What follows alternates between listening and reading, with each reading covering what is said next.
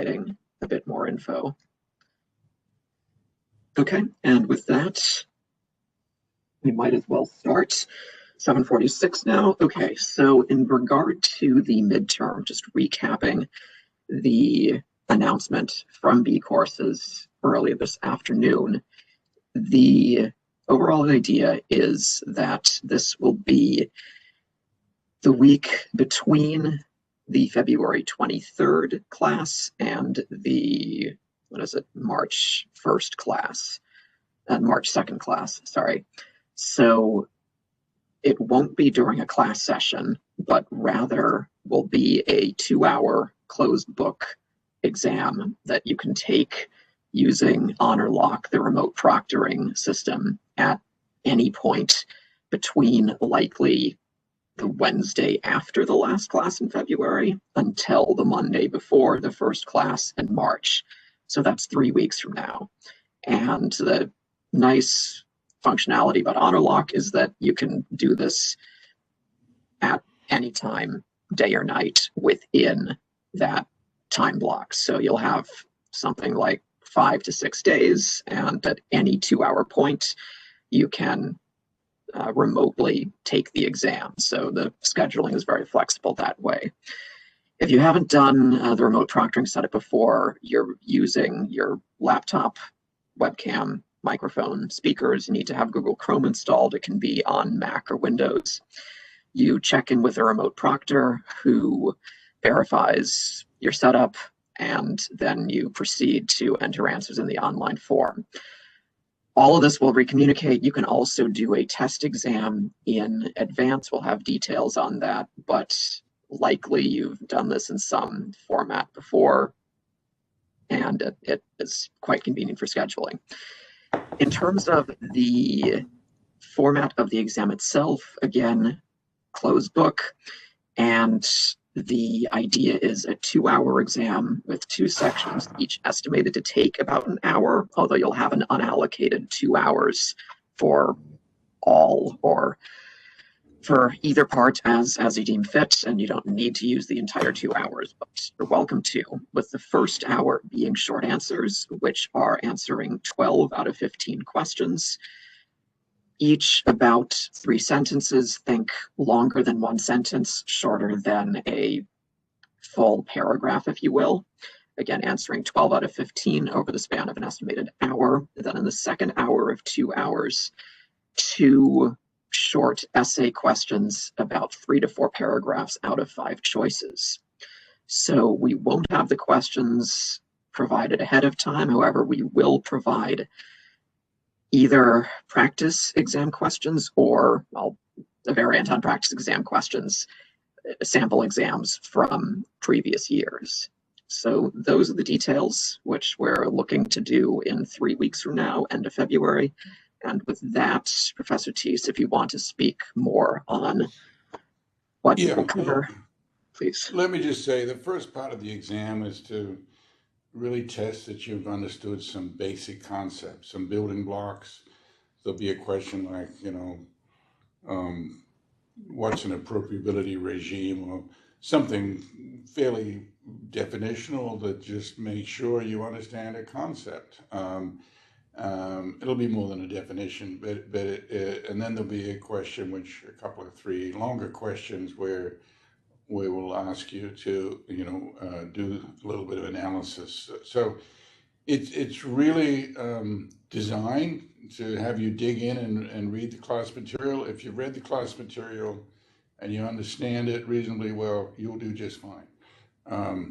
And the method behind the madness here is, if you don't invest a little bit in understanding these underlying concepts, you really won't get dynamic capabilities under your skin, in the sense that it'll be a visceral understanding of the world. So I want you to get sufficiently facile with some of the underlying ideas that you really become facile with the framework. So that's it. There's not going to be any great surprises, and anyone that's done a diligent job will get through. There's no trick questions. So let's get back to intangible assets.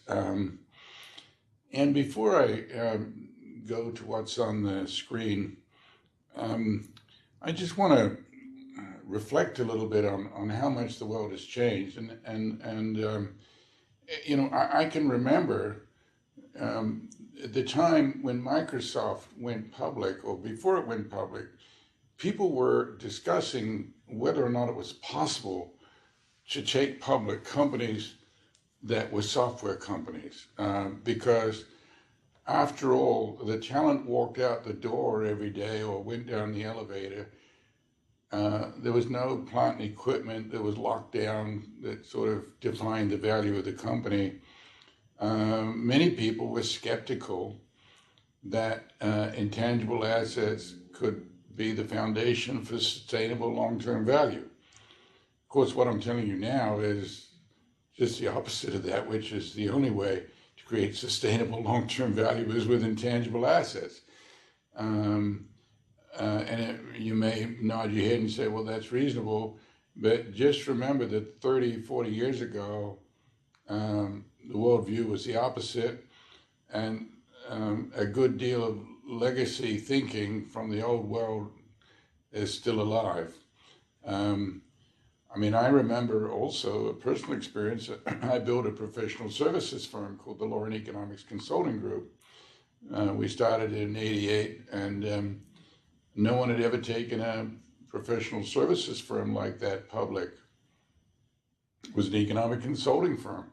And people said the same thing, okay, with software at least, you've got copyright protection, but you don't have any intellectual property protection in what you're doing.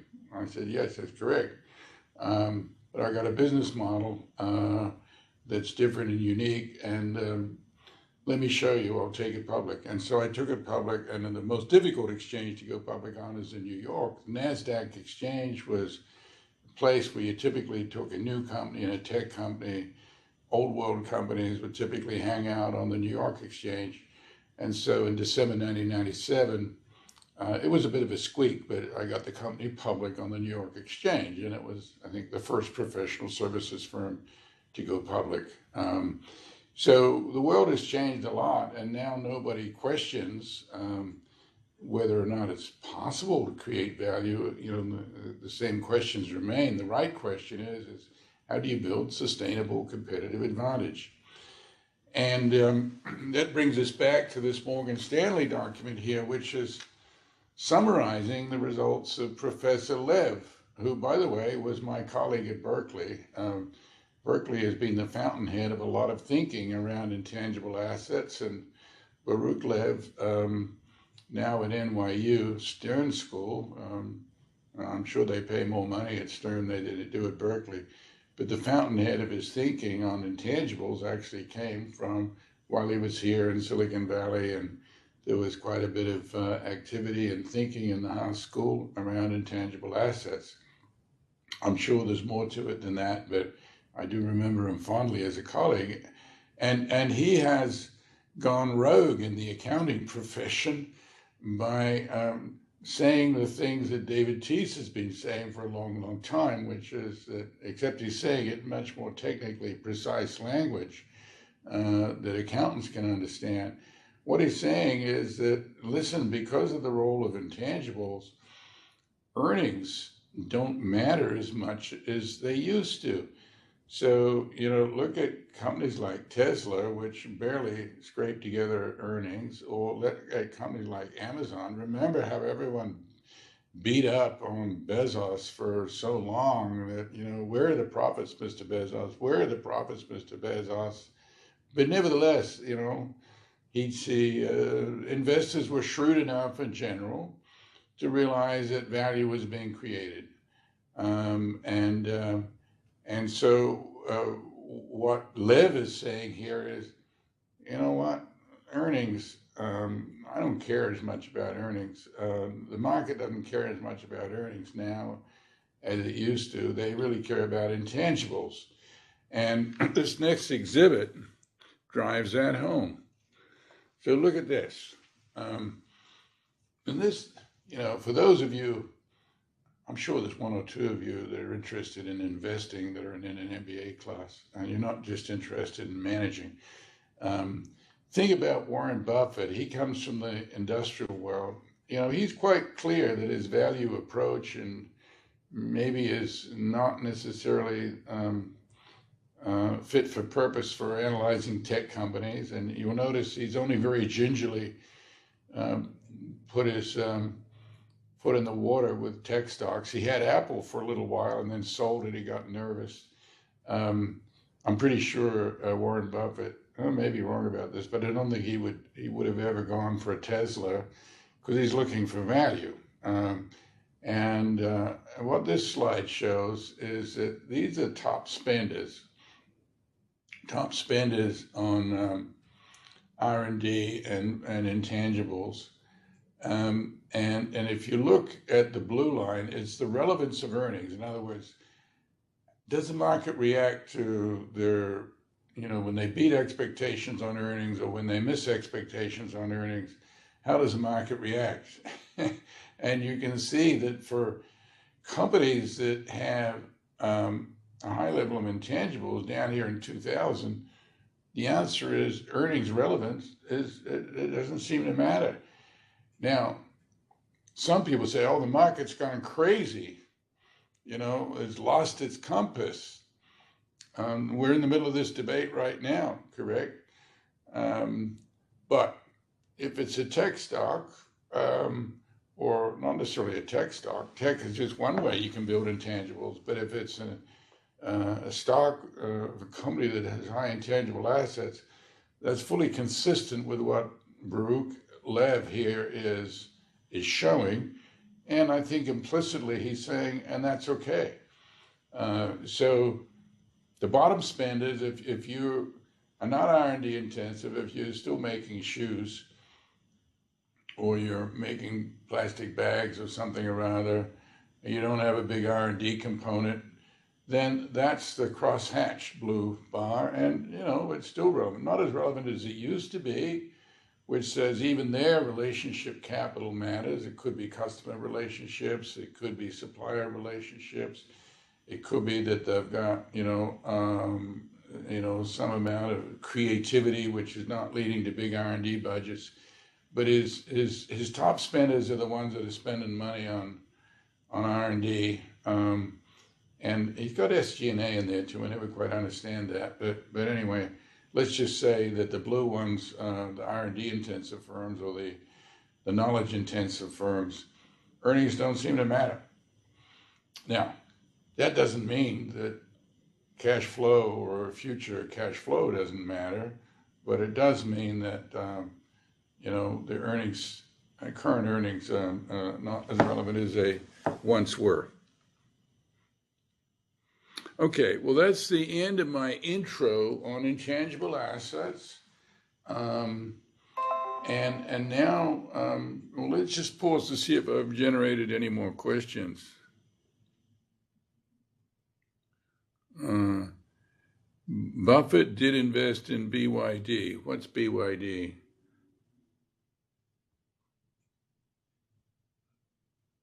Okay, well, I'll deal with that later. Anyway, I'm a great admirer of the Oracle from Omaha, and he's got about a 28% return over 30 years, 25% return over 30 years, 25% annual ROI over 30 years, which is really quite incredible. On very large amounts of money. It's even harder to do it on large amounts of money. So certainly not to be scoffed at. But if the next Warren Buffett isn't going to study Graham's book, when Graham was a professor at Columbia in the 30s or 40s, and was his textbook on value investing or on accounting valuation that Warren Buffett studied from, the next Warren Buffett is more likely to study from Baruch Lev, in my view.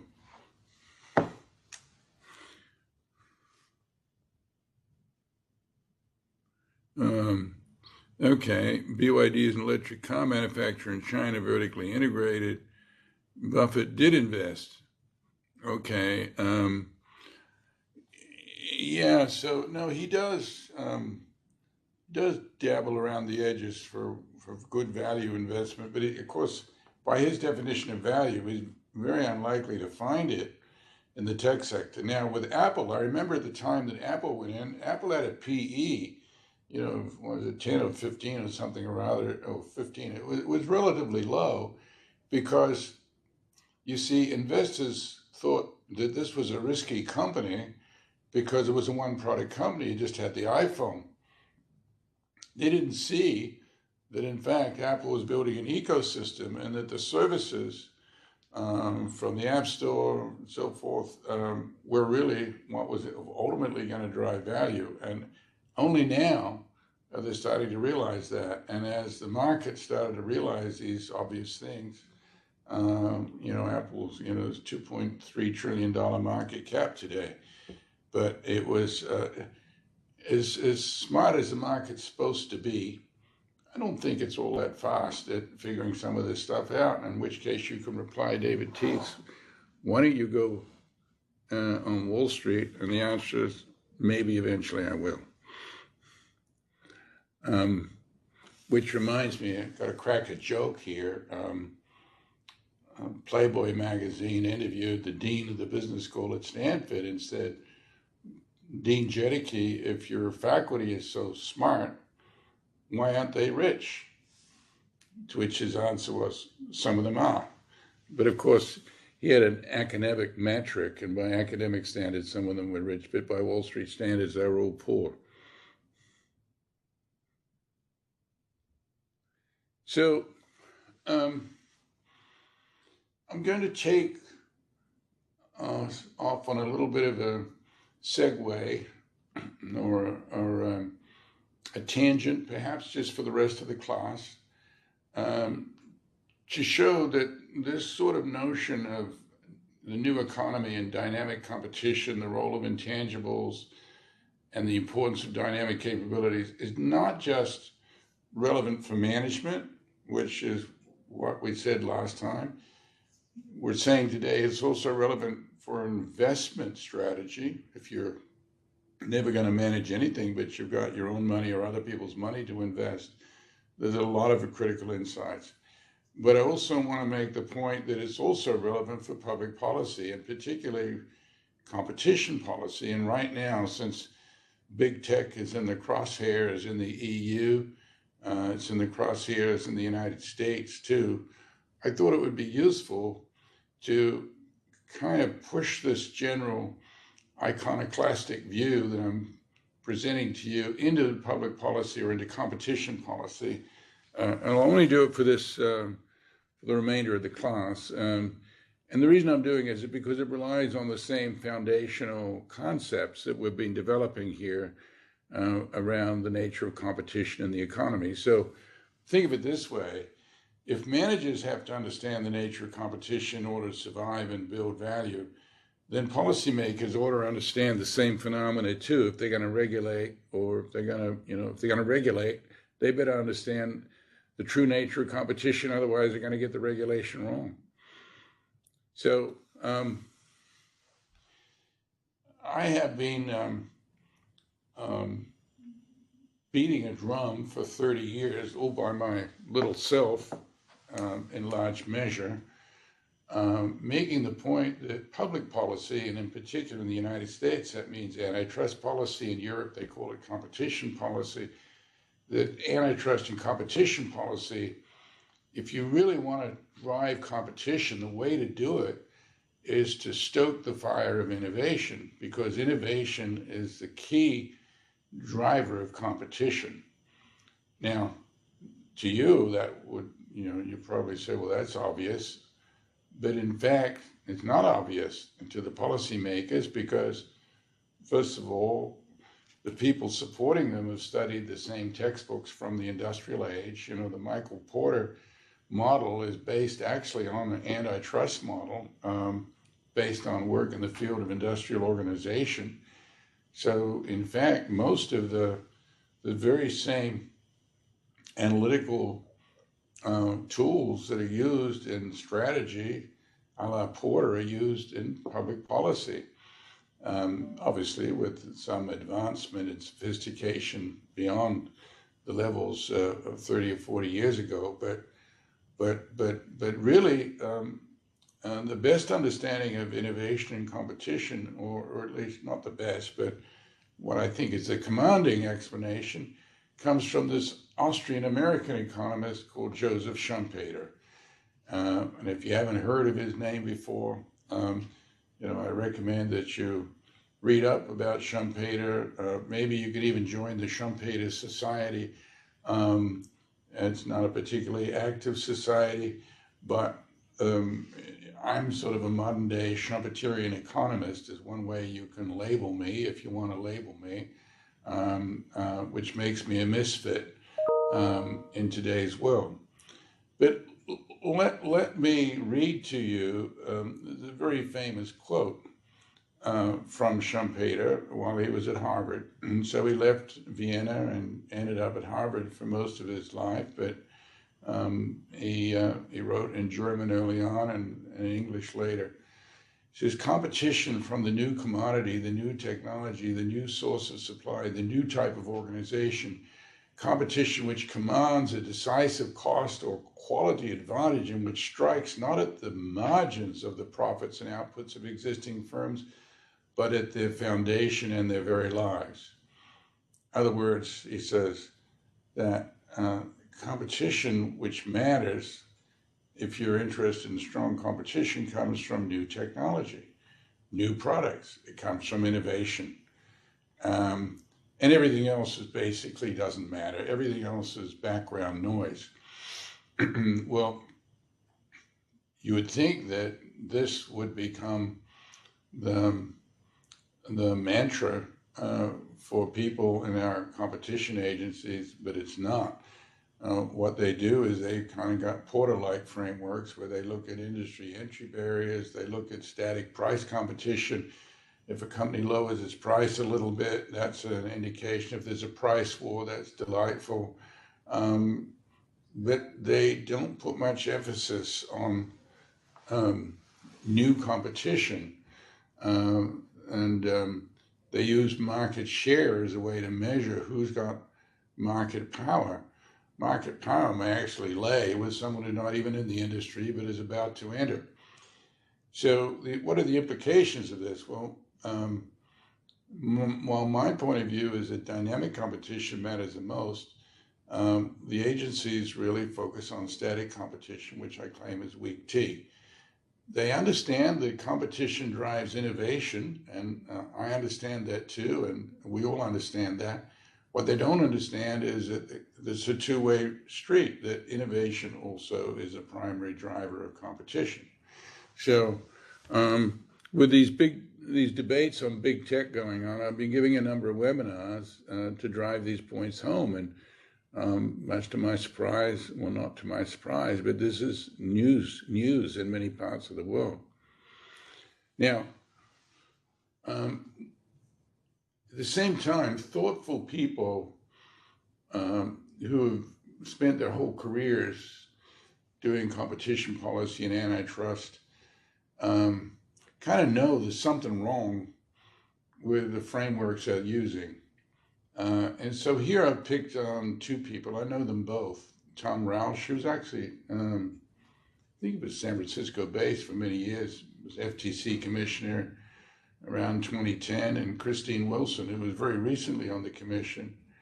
And Roush says antitrust has historically focused on static rather than dynamic analysis for a number of reasons. First, the antitrust community, both lawyers and economists, have far greater familiarity and comfort with static analysis rather than dynamic analysis. Think about that. So the analysis people are doing are what they're comfortable with rather than what's right. I mean, that's a rather pathetic statement about what professionals are doing in the government agencies. And then he says, third, there's a perception that dynamic analysis is less well developed. Well, he's right about that. Why isn't it well developed? Because nobody's focusing on it except for me and my friends. So we have this great penchant in academia to focus on that which is, enables you to show that you can prove theorems or do data analysis. The tricks of the trade seem to get more attention than the problems at hand. And then here comes Christine Wilson, almost a decade later, says innovation over the longer run will deliver very large consumer welfare gains. Yet competition authorities routinely struggle to account for dynamic effects. Okay, that's kind of a pretty sad statement about what goes on in the agencies, and about the need for a different mental model, which is what I'm trying to develop here with dynamic capabilities, but it's also can do dual purpose and hopefully inform competition policy too.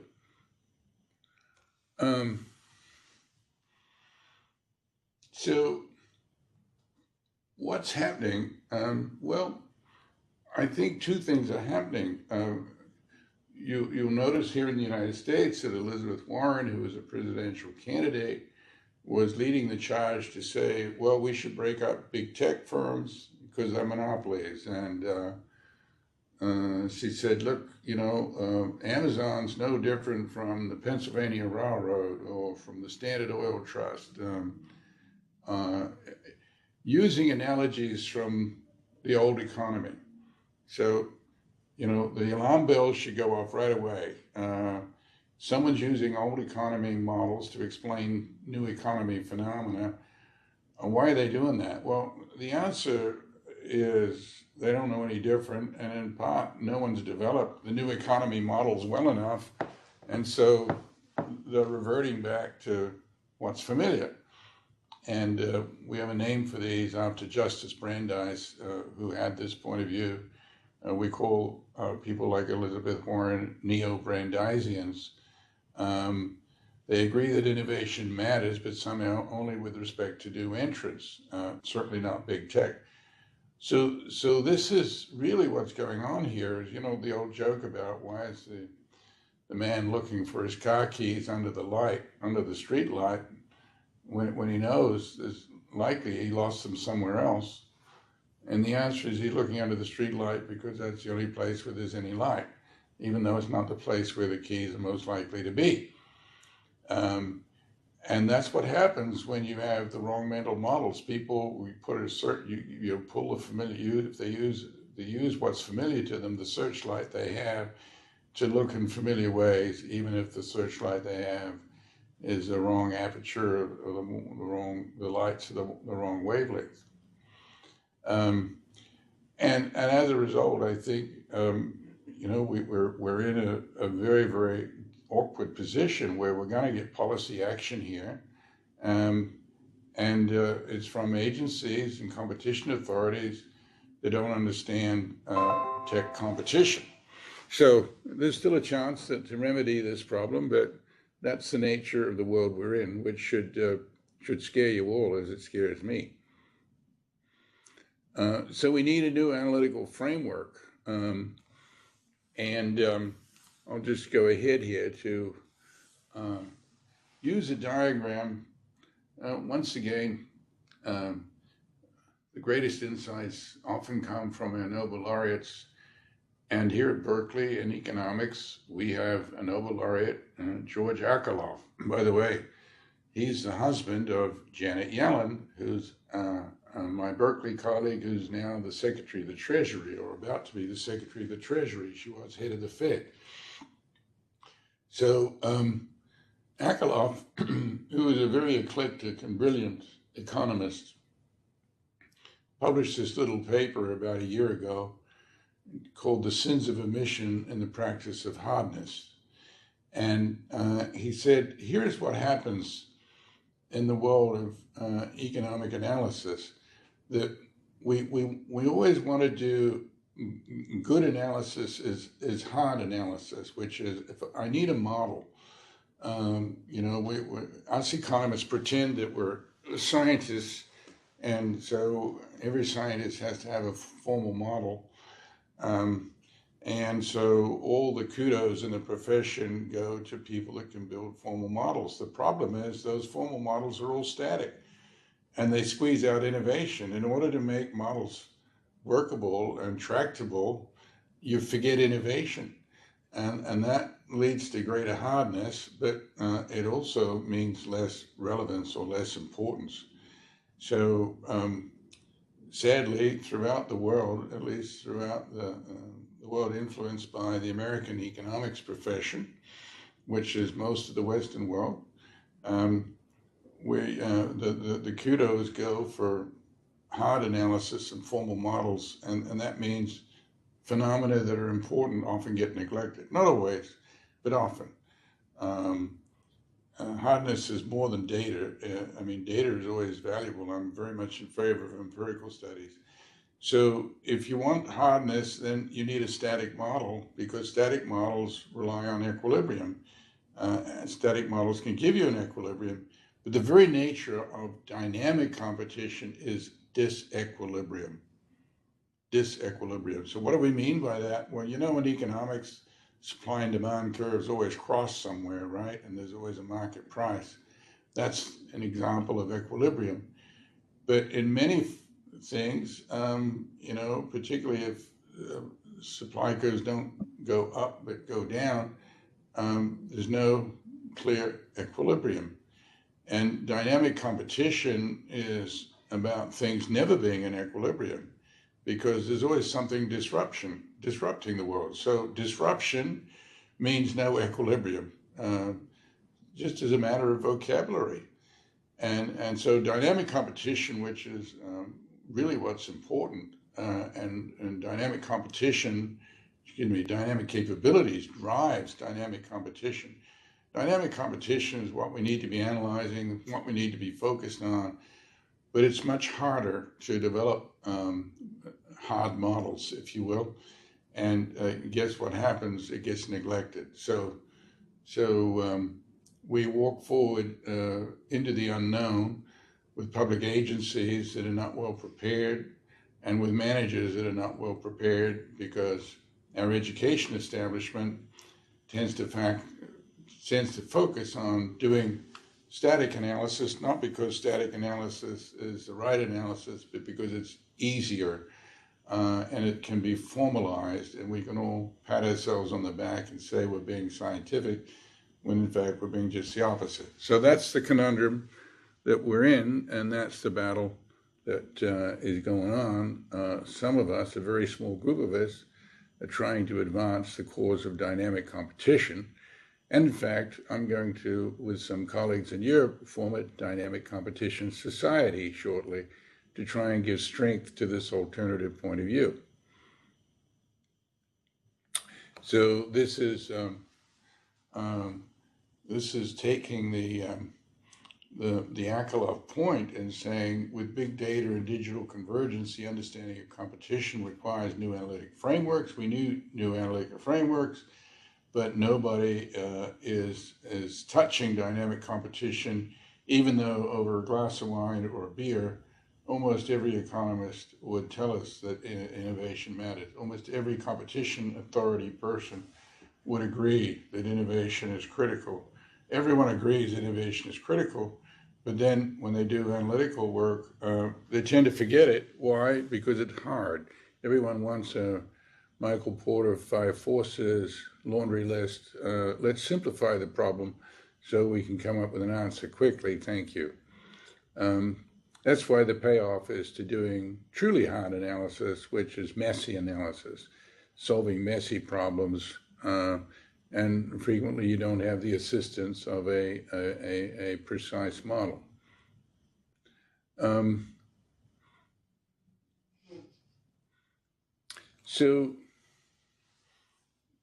And this is not all about protecting big tech from regulators. Let's think about the Facebook acquisition of Instagram, which went through the competition authorities in the United States and in Europe without hardly a question. And that was because at the time, I think Instagram didn't have any revenues. So let's take the Michael Porter model. where you look at competition by market share. If Instagram didn't have any market, it had a user base, but didn't have a market, they said, well, there's no revenues, there's no market, there's no competition, it doesn't matter.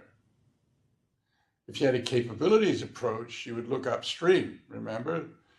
Like the analysis we did with Nokia, you'd look upstream and you say, it's not about market share, it's not about the industry they're in, it's what are the capabilities that Instagram has?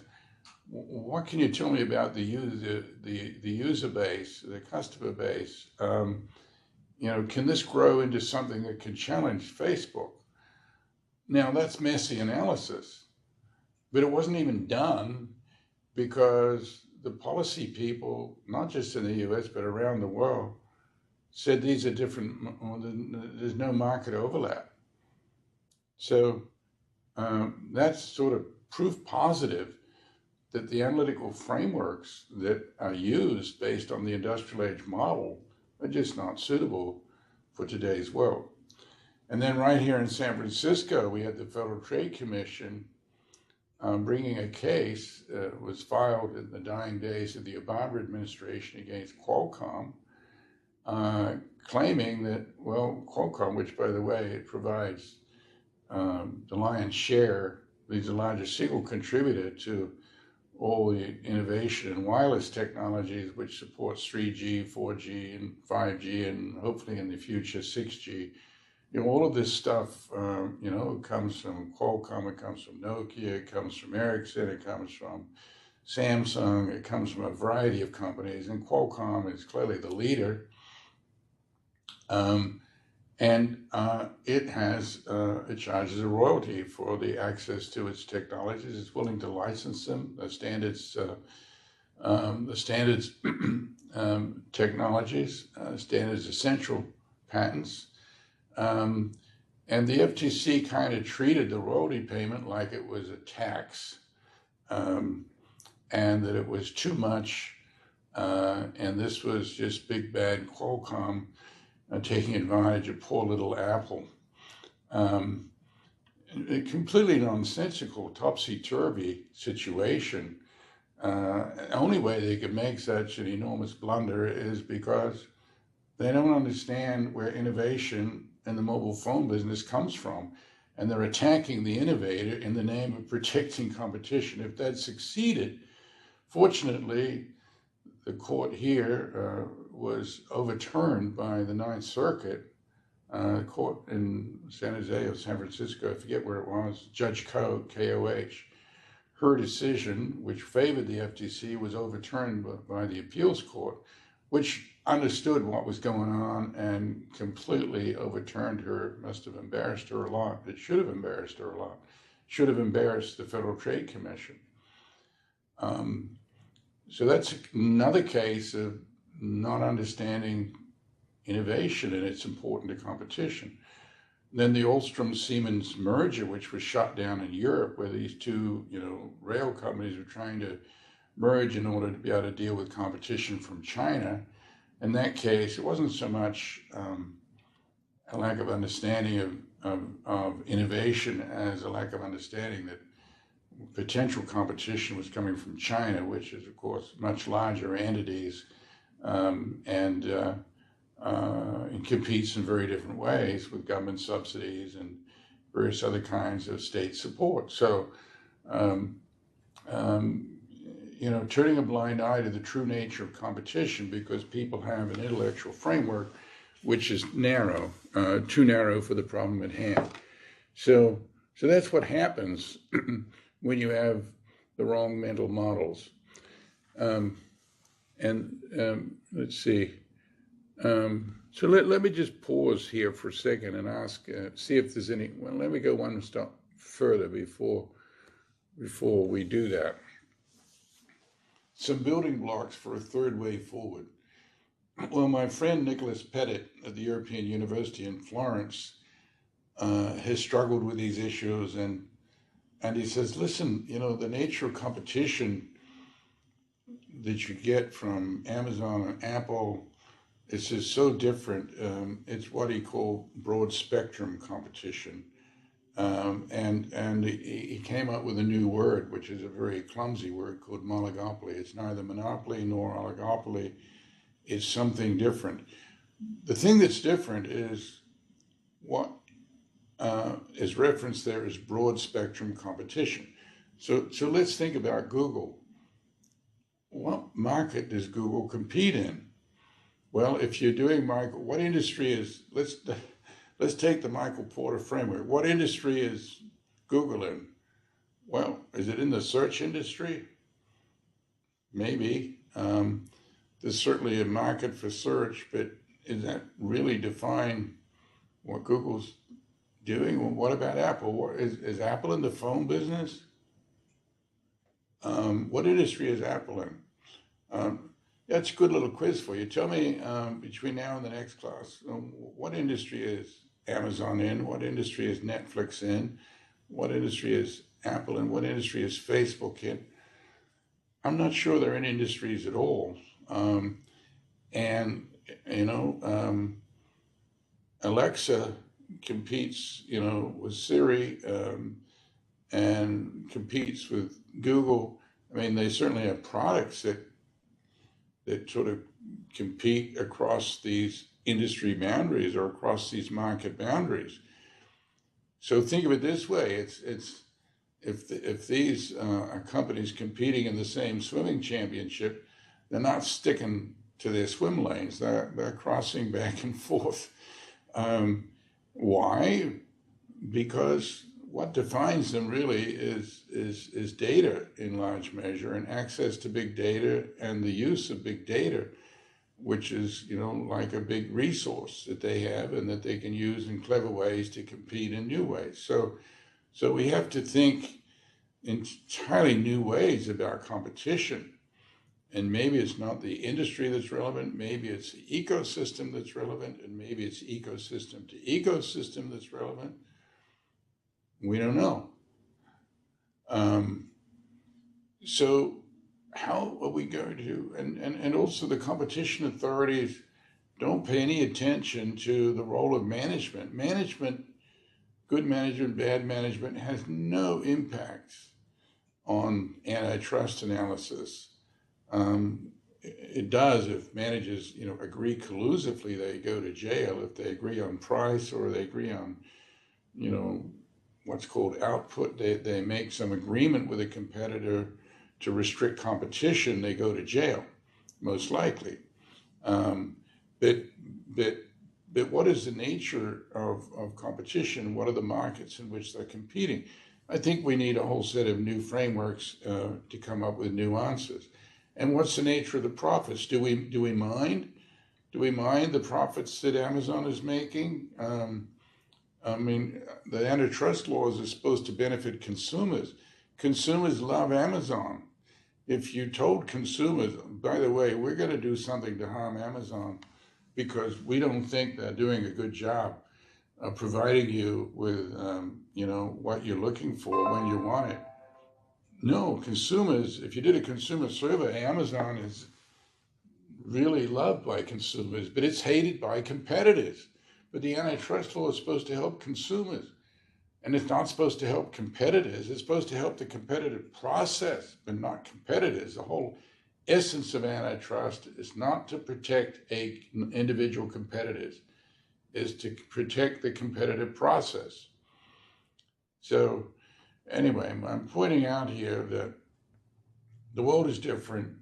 Our analytical models and our management models are too much the same. And it's really an invitation for you to think in new ways. Now, none of this is all written down by other people. It's unfolding in real time. It's up to you to figure out, to understand these marketplaces. If you're going to manage companies in them, you've got an uphill battle to understand the marketplace. If you're in the policy world and you're trying to regulate, you better understand some of the things that the best managers understand too. So there we go. So why don't I pause here and I got to say one thing. This is what I like to when I'm in Europe, when I'm talking to European audiences.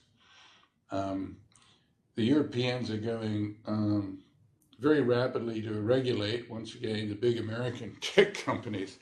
And it turns out we're at the same place back in the 60s where the Europeans were worried about competition from General Motors and IBM. And you'll notice that Europe doesn't have any big tech companies. Japan doesn't have any big tech companies. All the big tech companies come from the United States or from China. Why is that? Well, I would say because the United States is a pretty dynamic economy. China's a pretty dynamic economy too. Europe is not a dynamic economy. It's overregulated, it's over-bureaucratized, and I don't have to say that. I can just go back to Jean-Jacques Savance-Gobert in 1967 when he was looking at the challenge from IBM and from General Motors. He said, it's time for us. He's a French politician. He's now passed away. He said, it's time for us to take stock and face the hard truth.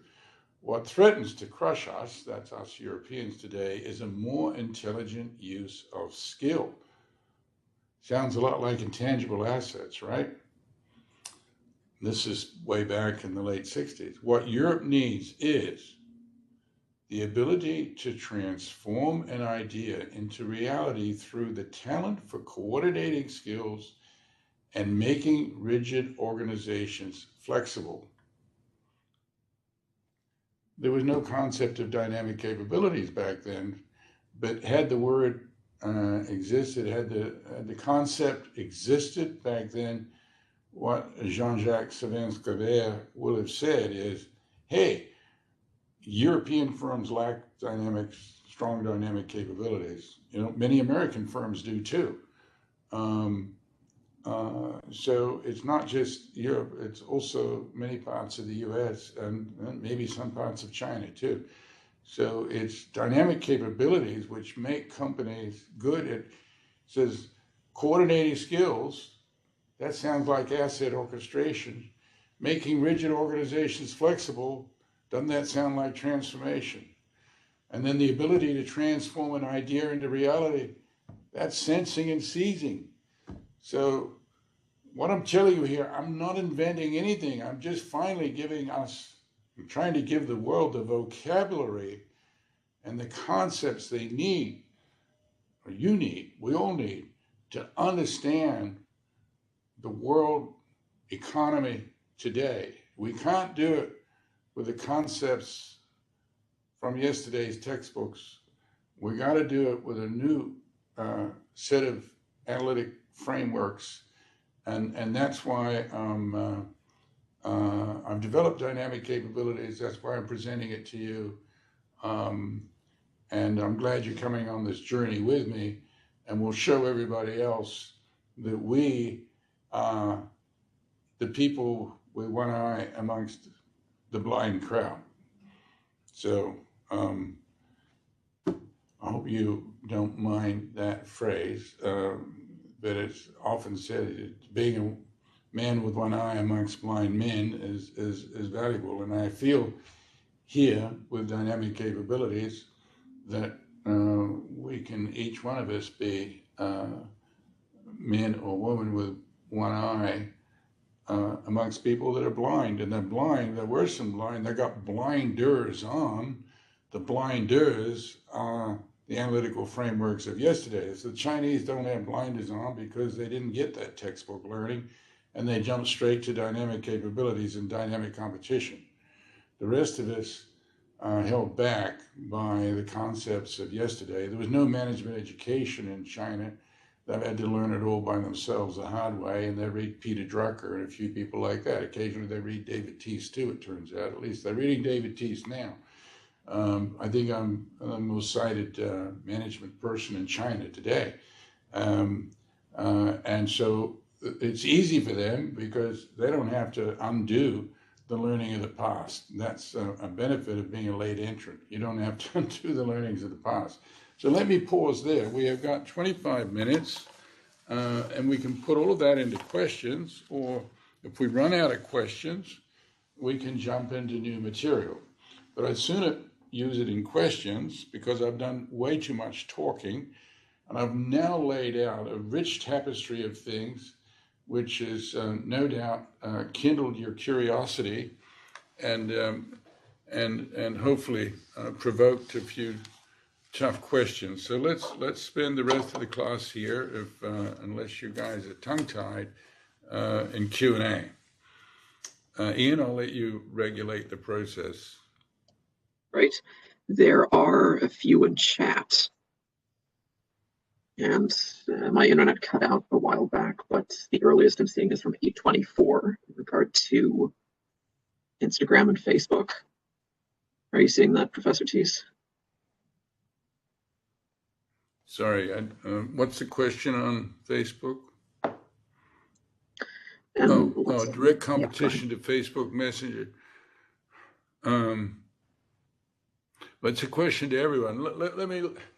Let's try something new. Let the class, not just all one-to-many here, from me to you. In fact, the question is directly put from Ashwin to everyone. So I'm going to stand down, Ian, and let you see if you can find another member of the class to answer Ashwin's question. Great. Would anyone like to suggest an answer or a partial answer or an attempted answer for the question in chat as to the acquisition of Instagram by Facebook makes sense, but why did Facebook acquire WhatsApp, as WhatsApp wasn't posing any competition to Facebook or direct competition to Facebook Messenger?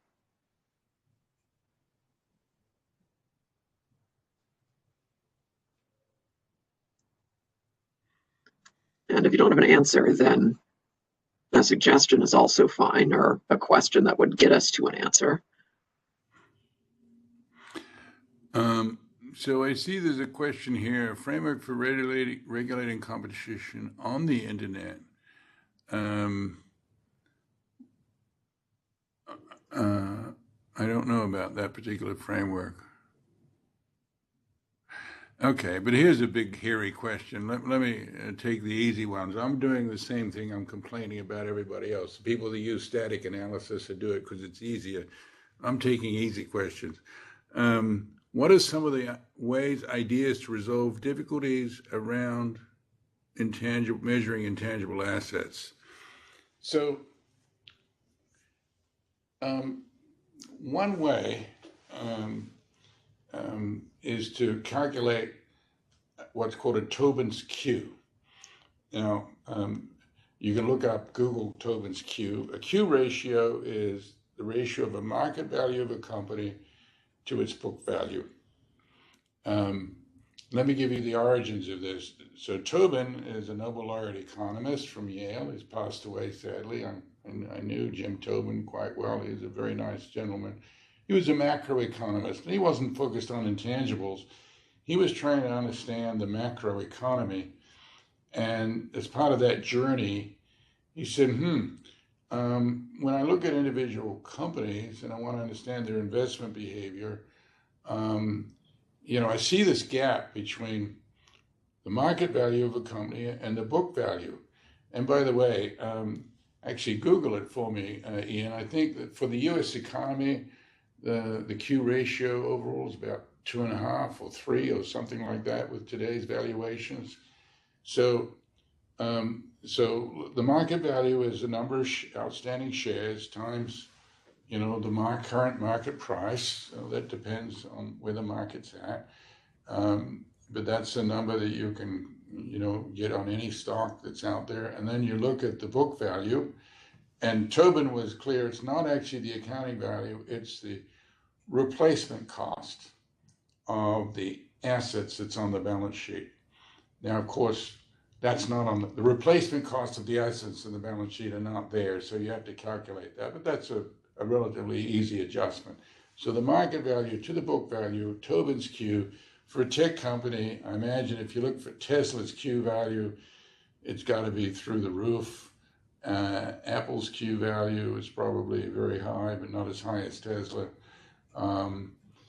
Anyway, the Q value, what I'm giving you is a very handy index. I like the Q value.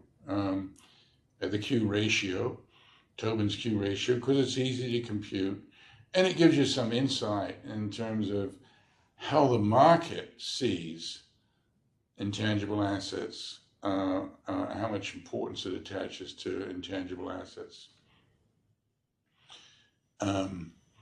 So do you have a number for the U.S. economy there, Ian? Yeah, estimated at 2.35 as of Q3 2020. 2.35. Yeah, so it says for the whole economy, intangibles are, significantly more than the tangible assets as imputed from the behavior of investors. But then you look at tech stocks, and you're going to find it through the roof.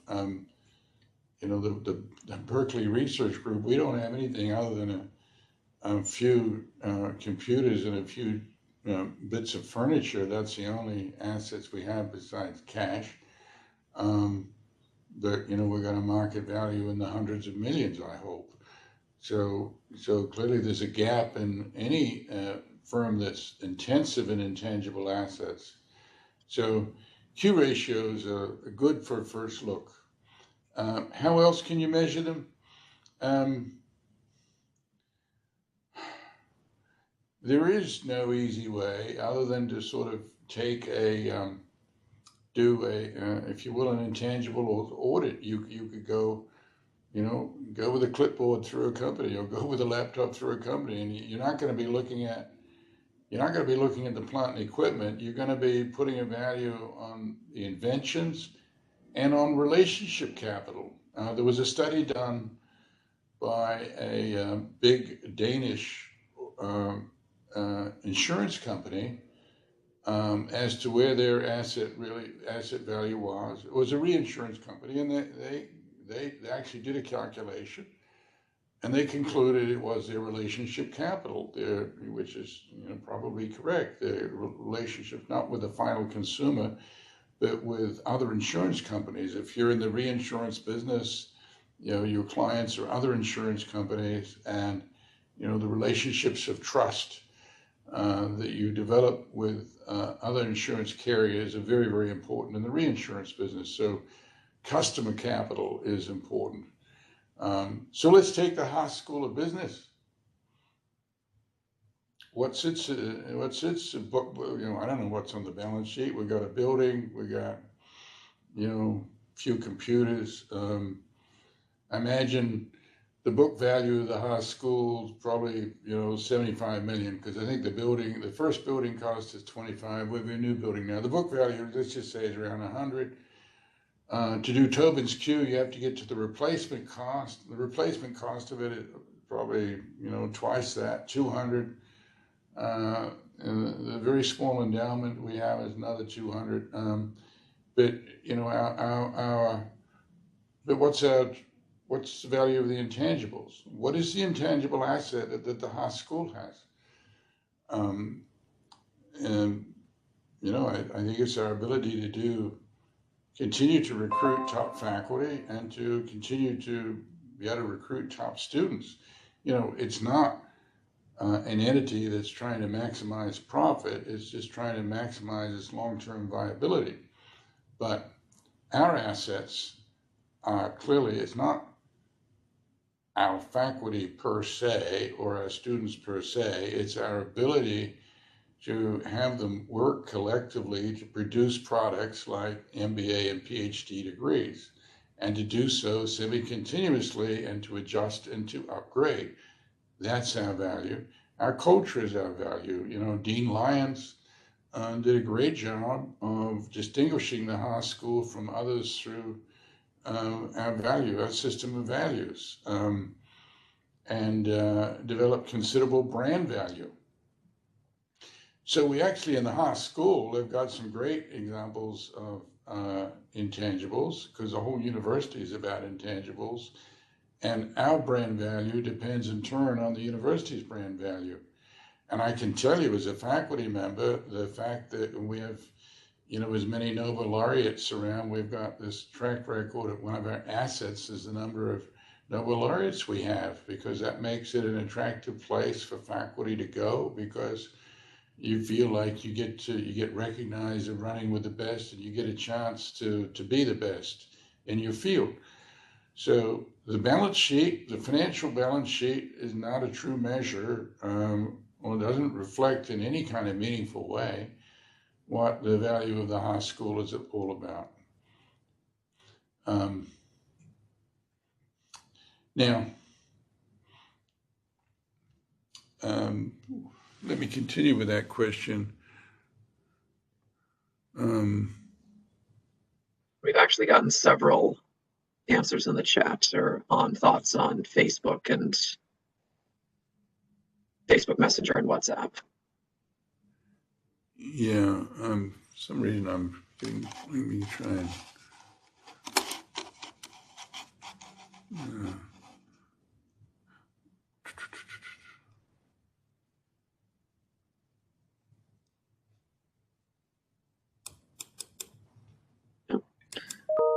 I see. And WhatsApp was really becoming much bigger and getting to a different demographics. It was harder to predict how big it can become and if it could be bigger than Facebook.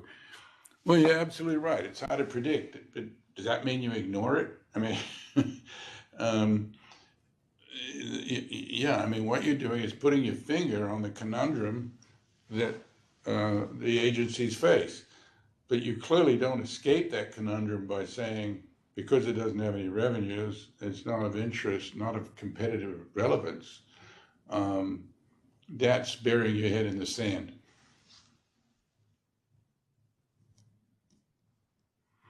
Yes, and it has stronger encryption capabilities. That's valuable. It didn't save Khashoggi, but it might save most of us.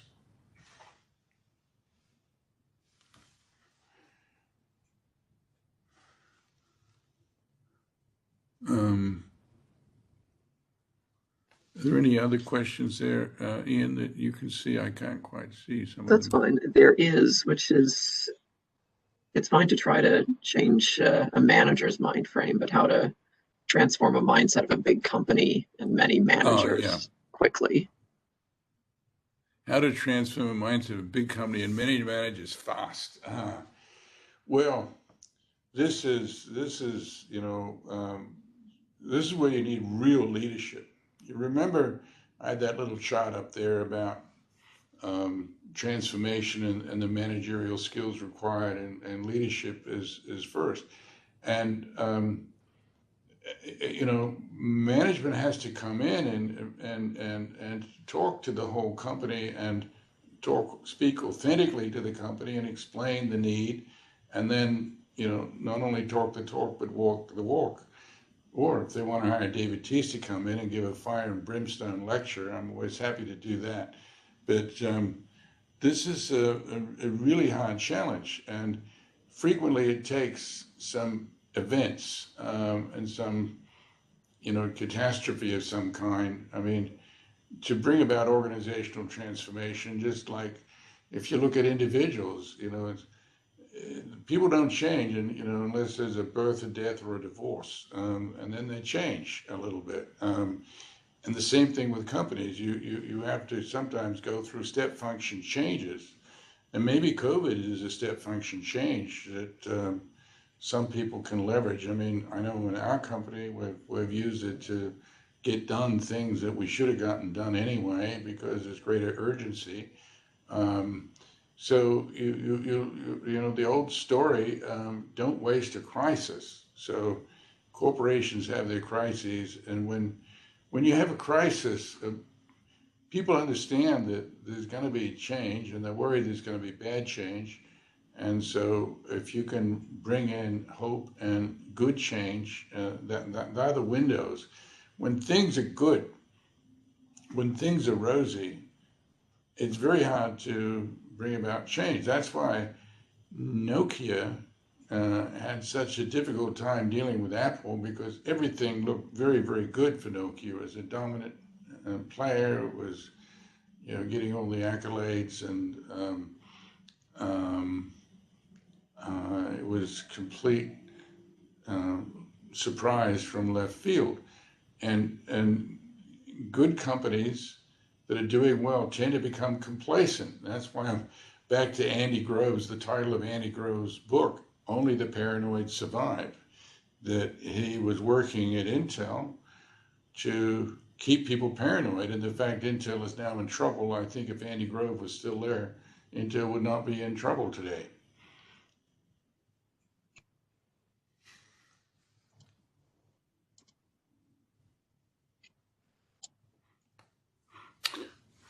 Okay, so let me go on to take, well, we've got 10 minutes left. There's a couple of topics that I sort of breezed over, at least, yeah, two topics that I breezed over that are, I'll just call them subtopics, the little the ideas, the concepts that I wanted to discuss with you. One is I wanted to come back to the role of complements, and the other one is to deal with the nature of knowledge. And I'll start with the nature of knowledge. We've recognized here that intangible assets are key, and knowledge is clearly an intangible asset. How can we talk meaningfully about knowledge and its competitive value? Well, I want to give you a simple distinction that I think is very helpful in competitive environment, and that is the difference between codified knowledge and tacit knowledge. Tacit, T-A-C-I-T. We talked about knowledge that's protected by intellectual property and knowledge that's not protected by intellectual property. There's another semantic difference here, tacit and codified, that I think is very important. And you could probably guess what they are. Codified knowledge is pretty much self-explanatory. That knowledge which you can write down, whether you can write it down in words or you can write it down in zeros and ones digitally, but it's codifiable. But you know what? A lot of industrial knowledge is not codifiable. A lot of knowledge is not codifiable. And, your first reaction may be that that's a bad thing until you think about the competitive consequences, and then you realize it's a good thing, because it brings us back to this concept of uncertain immutability. But let me first of all discuss tacit knowledge. By definition, tacit knowledge is inarticulable knowledge. Inarticulable knowledge. What do we mean by that? I mean, it can't be written down, except with huge effort. So let's take some very simple examples. Riding a bicycle. Have you ever read a book that tells you how to ride a bike? Well, I haven't, and I'm not aware there's one out there. There may be one out there. But you can't write a book on how to ride a bike. I mean, maybe you could put it into a system of differential equations or something, and if you're a mathematician, you could understand it, but not in a way that would help you ride a bike. The way we learn to ride a bike is all the same, which is someone brings out a bike, rides it around, says, I'll show you how to ride a bike, and you get on, and then with a bit of luck, and if you're lucky, someone will steady you, or maybe you get training wheels, and off you go. You learn through engagement, not through, you learn through watching what people do, not necessarily through doing what they say. And it turns out that a lot of industrial knowledge is of this kind. Let's take a processing plant. Sometimes various processing plants, even petroleum refineries, will have, different performance characteristics. And a lot of it, before modeling came in, was around, the way you turn this dial and that dial, and the operator who was operating it made a difference. That someone who was really good made a difference. We try to bleed out that all the time with modern manufacturing processes. We try and bleed out that variance. But the fact of the matter is that there are certain things about the way we operate and the way we behave that make a difference to performance. And we can't quite say what it is. We can't quite say what it is so that you can write it down. Now, with a semiconductor fab, actually, Intel became famous for what was called copy exact, which is the way they would put a fab up in another country was they would copy another fab exactly. And that was the only way that they could make sure they would get similar performance or the same performance across different countries. Copy exact. But even with copy exact, there's still differences in performance. And it's because of this inarticulable piece of knowledge. So this inarticulable piece actually there's two faces to it. One face is it's hard to replicate, which is bad if it's you want to replicate it. But let's think about competitive strategy, but it's actually good if you want to protect it, because if it's hard to replicate, it means your competitors can't copy it. So we were talking about appropriability regimes earlier, and I guess I'm giving you actually a bit more than a footnote on knowledge, that in addition to having strong intellectual property protection, what makes it hard to imitate is if the tacit knowledge component is significant. Think about making a nuclear bomb. I'm not recommending anybody do that, but you can go online and you can learn a certain amount about how to make a nuclear bomb. I would imagine. I've never done it. But then there's going to be the tacit piece that either is not written down because no one wants to write it down, or it can't be written down and you have to learn it, or teach yourself how to do it. So, I often wonder when the Russians stole American nuclear secrets, supposedly the secret formulas were left in a pumpkin on the front yard of Mr. Rosenberg's house somewhere in New York or something like that. That was a spy to spy or a spy exchange. But I just wonder, certainly the codified knowledge that can be written down can give you a clue. And often the clue is enough, but not always. So the point is that codified knowledge is easier to replicate and easier to steal. Tacit knowledge is not. So if you're an entrepreneur, what that means is you would hope your secrets, your trade secrets, are actually difficult for you to understand inside the company, difficult for you to write down. It means it lies in the head maybe of half a dozen key people. Make sure those half a dozen key people are loyal employees and have got a lot of stock options. And if you do that, then you reduce the chances you're going to lose that technology. So that's just a footnote on the appropriability regime. And I think that brings us right to the dot of the hour, Ian, 9 o'clock. And you've all been very attentive. And we look forward to seeing you next week. Once again, if there's other questions you want to put to Ian and myself, we'll try and answer them at the beginning of the next class. But please start to get ready to engage with your fellow classmates as you would in a physical classroom. We're in a virtual classroom, and I think the technology will support it. So I don't want to deny you that experience. So don't hesitate to give it a try.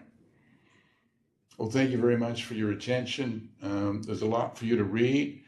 You've now got the prospect of a short, sweet test coming up in about a month, slightly less than a month. I hope you can dive into the readings with delight and come forward for the next class with enthusiasm. Good night. Thank you.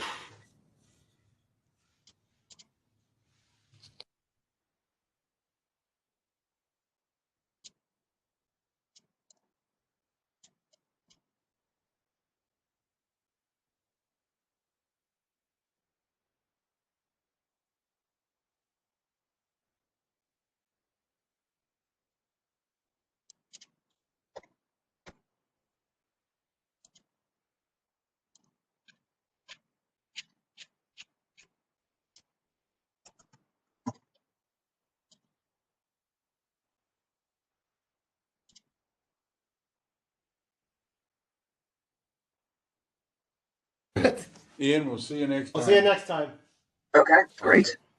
Thank you. Heading out. You're welcome. Okay, I'm going to end the meeting.